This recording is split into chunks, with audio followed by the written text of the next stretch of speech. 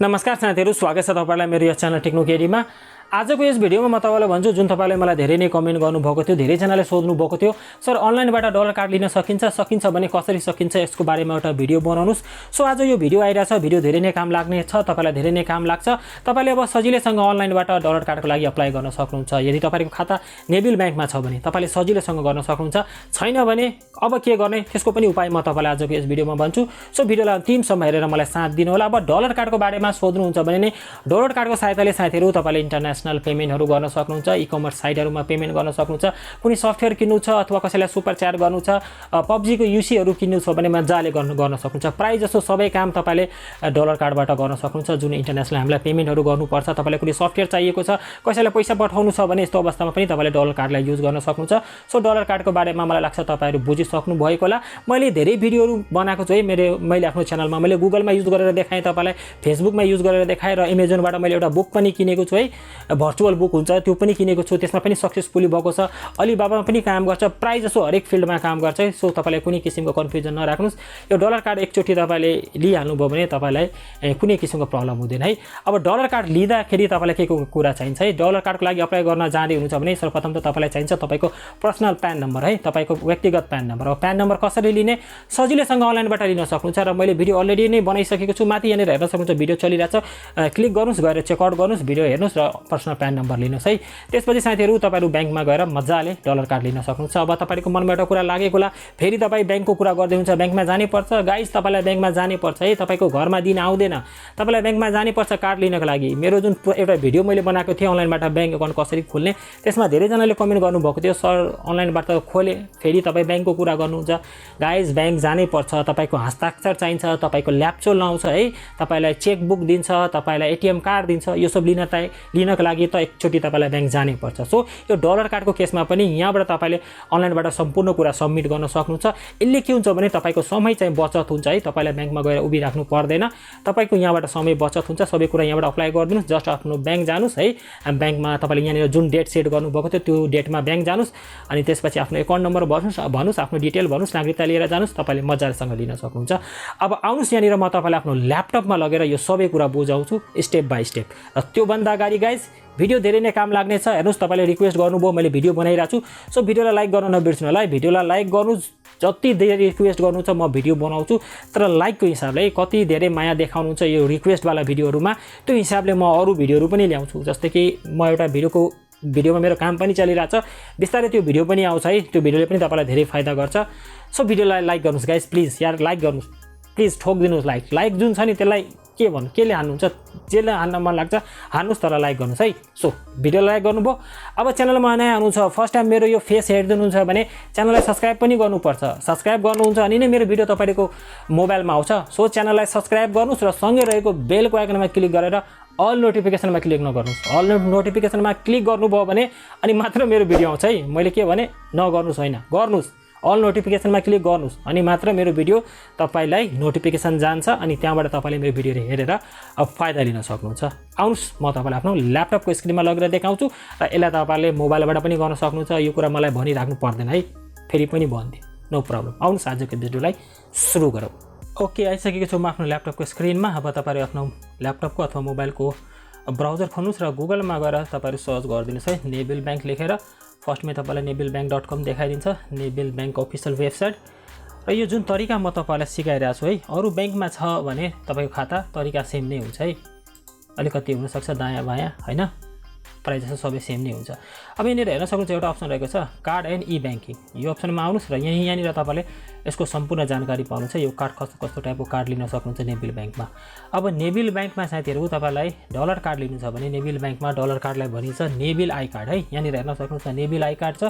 यो अप्सनमा एकचोटि यसरी टच गर्नुस् र तपाईहरुको अगाडि अर्को पेज खुलिहाल्छ है। अब यसको फिचरहरु साथीहरु यसमा के कुरा पाउनुहुन्छ सबै डिटेलमा छ, पढ्न चाहनुहुन्छ भने पढ्न सक्नुहुन्छ, नभए अन्तिमसम्म हेर्नुस्, अन्तिममा म तपाईलाई भनिदिन्छु है के कुरा पाउनुहुन्छ, यसको हिडन चार्जहरु के हुन् सबै कुरा भनिदिन्छु है। अब यहाँनिर दुईटा अप्सन रहेको छ, एउटा अप्लाई नाउ, एउटा डाउनलोड फर्म। अब तपाईले यो यसमा क्लिक गरेर यसको फर्म डाउनलोड गरेर त्यसलाई हातले भरेर बैंक गएर सबमिट पनि गर्न सक्नुहुन्छ, जस्ट यसमा क्लिक गर्नुभयो भने। अब तपाईले अनलाइन भर्न चाहनुहुन्छ भने अप्लाई नाउमा क्लिक गरिदिनुस् है। अब अप्लाई नाउमा क्लिक गरिदिनु भयो भने तपाईहरुको अगाडि एउटा अर्को पेज खुलेर आउँछ है। अब यसमा साथीहरु तपाईलाई ध्यान दिनुपर्छ है। यहाँनिर के सोधिएको छ भने तपाईसँग नेबिल बैंकमा खाता छ कि छैन। यदि छ भने यहाँनिर यस गर्नुस् है। यदि छैन भने यहाँनिर नो गर्नुस् र यहाँनिर तपाईले एउटा अप्सन पाउनुहुन्छ है ओपन अकाउन्ट ओपन भन्ने। यो अप्सनमा टच गरिदिनु भयो भने एउटा अर्को पेज खुलिहाल्छ। अब यसमा आएर साथीहरु तपाईले आफ्नो फेभरेट कुनै एउटा हुन्छ नि सेभिङ अकाउन्ट खोलिहाल्नुस्। फर एक्जाम्पल यो यसमा टच गर्नुस्। यसमा धेरै सजिलो छ साथीहरु। जस्ट तपाईले एउटा सानो फर्म भर्दिनु। यस्तो टाइपको फर्महरु भर्दिनु भयो भने तपाईको अकाउन्ट खुलिहाल्छ है। सो यहाँबाट तपाईले सर्वप्रथम एउटा अकाउन्ट खोलिहाल्नुस्। यदि छैन भने बैंकमा गएर सबै कुरा गरिहाल्नुस्। त्यसपछि आउनुस् हैन, यसलाई पनि भर्दिनुस्, दुवैलाई भर्दिनुस्। एकैचोटी तपाईको सबै काम भइहाल्छ है। अब मसँग अलरेडी नै छ है। यहाँनिर म यस गर्छु है। मसँग बैंक अकाउन्ट छ। अब यहाँनिर हेर्न सक्नुहुन्छ साथीहरु, यहाँनिर तपाईलाई अकाउन्ट नम्बर सोधेको छ। अब सिम्पली तपाईले आफ्नो नेबिल बैंकको अकाउन्ट नम्बर यहाँनिर राख्दिनुस्। र यहाँनिर म एउटा साथीको गरिरहेको छु। म उसको अकाउन्ट नम्बर राखिदिन्छु। त्यसपछि यहाँनिर प्यान कार्ड नम्बर मागेको छ। प्यान कार्ड नम्बर कहाँ हुन्छ मैले तपाईलाई अलरेडी नै भनिसकेको छु। प्यान कार्ड नम्बर लिनुस्, पर्सनल प्यान नम्बर। त्यो प्यान नम्बरलाई तपाईले यहाँनिर राखिदिनुस् है। मैले यहाँनिर आफ्नो प्यान कार्ड नम्बर राखिदिए। अब तपाईको यहाँनिर फुल नेम सोधेको छ। यहाँनिर लेखिदिन्छु म। ओके, मैले नाम लेखिदिएँ। त्यसपछि मोबाइल नम्बर सोध्छ है। मोबाइल नम्बर दिनुस्। ओके, मैले यहाँनिर आफ्नो अकाउन्ट नम्बर राखिदिएँ। त्यसपछि यहाँनिर इमेल आइडी दिनुस् है। आफ्नो इमेल आइडी पनि राखिदिनुस्। जुन इमेल आइडी तपाईले बैंकमा दिनुभएको थियो है, त्यो इमेल आइडी राखिदिनुस्। यसमा जुन मोबाइल नम्बर दिनुभएको थियो तपाईको हुन्छ नि बैंकमा खाता भएको मोबाइल नम्बर राख्नुस्। त्यसपछि इमेल आइडी राख्नुस्। त्यसपछि साथीहरु यहाँनिर तल गर्नुस् है। अब तल आएर साथीहरु यहाँनिर तपाईलाई तपाईको डेट अफ बर्थ सोध्छ। यहाँनिर राखिदिनुस् सिम्पली। यसमा क्लिक गरेर पनि राख्न सक्नुहुन्छ। हेर्न सक्नुहुन्छ इंग्लिशमा छ, मजाले राख्न सक्नुहुन्छ। अब यहाँनिर म राखिदिन्छु है 1995।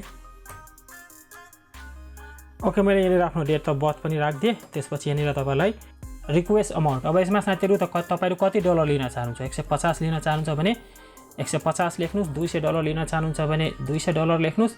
$500 लिन चाहनुहुन्छ भने जस्तै कि नेबिल बैंकमा अथवा अरु कुनै बैंकमा जानुभयो भने तपाईले डलर कार्डमा $500 भन्दा माथि लिन सक्नुहुन्न है। जस्तै कि म यहाँनिर 5000 लेखे भने यो लिदैन। हेर्न सक्नुहुन्छ $500 को मात्र यहाँनिर क्राइटेरिया रहेको छ। तपाईले वार्षिक $500 लिन सक्नुहुन्छ है।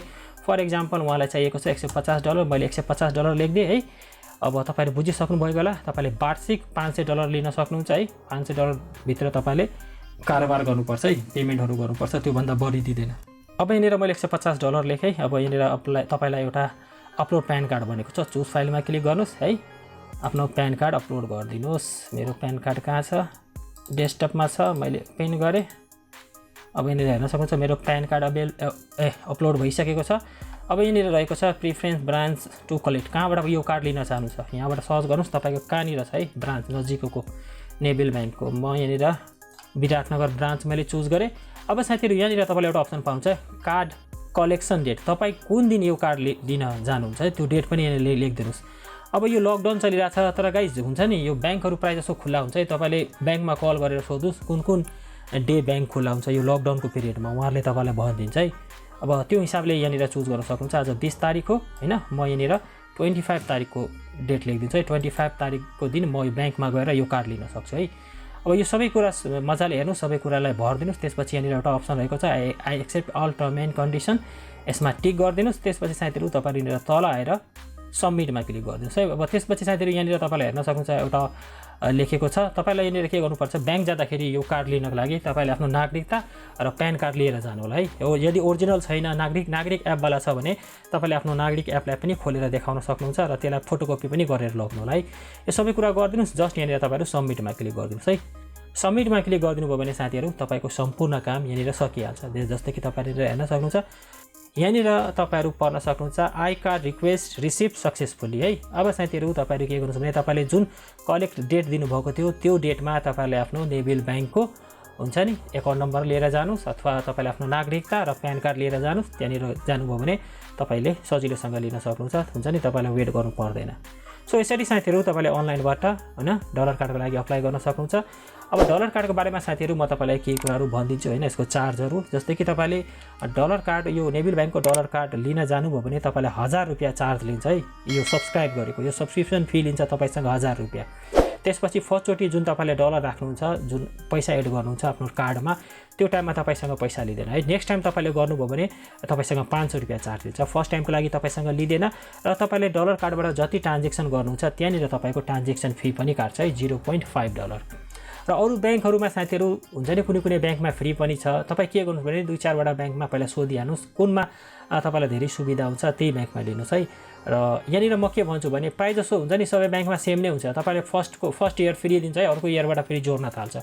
सो यो सब कुरामा नफस्नु होला है, मजाले पहिला सोध्नु होला लाइफ टाइमको लागि फ्री हो कि कति वर्षको लागि फ्री हो, यो सब कुरा सोधेर अनि मात्र त्यो ब्याङ्कमा अप्लाई गर्नु र अनि मात्र त्यो ब्याङ्कबाट डलर कार्ड लिनु होला है। र नेबिल ब्याङ्कबाट लिन चाहनुहुन्छ भने मैले सबै कुरा भनिदिइसकेको छु। अनलाइन खाता पनि खोल्न सक्नुहुन्छ र अनलाइनबाट अप्लाई पनि गर्न सक्नुहुन्छ र सबै कुरा लगभग तपाईँले बुझिसक्नु भएको होला। यदि केही कुरा बुझ्नु भएको छैन भने तल कमेन्ट गर्नुहोस् र भिडियोलाई अहिलेसम्म लाइक गर्नुभएको छैन भने गाइज प्लिज लाइक गर्नुहोस् यार, भिडियो बनाउनु धेरै मेहनत लाग्छ, लाइक गर्नुहोस्। र साइडमा 2टा काम लाग्ने भिडियोहरूको लिङ्क छ, यदि हेर्नुभएको छैन तपाईँसँग टाइम छ भने यो 2टा भिडियोलाई पनि चेकआउट गर्नुहोस्। र आजको यस भिडियोबाट म यही बिदा माग्छु। जय नेपाल।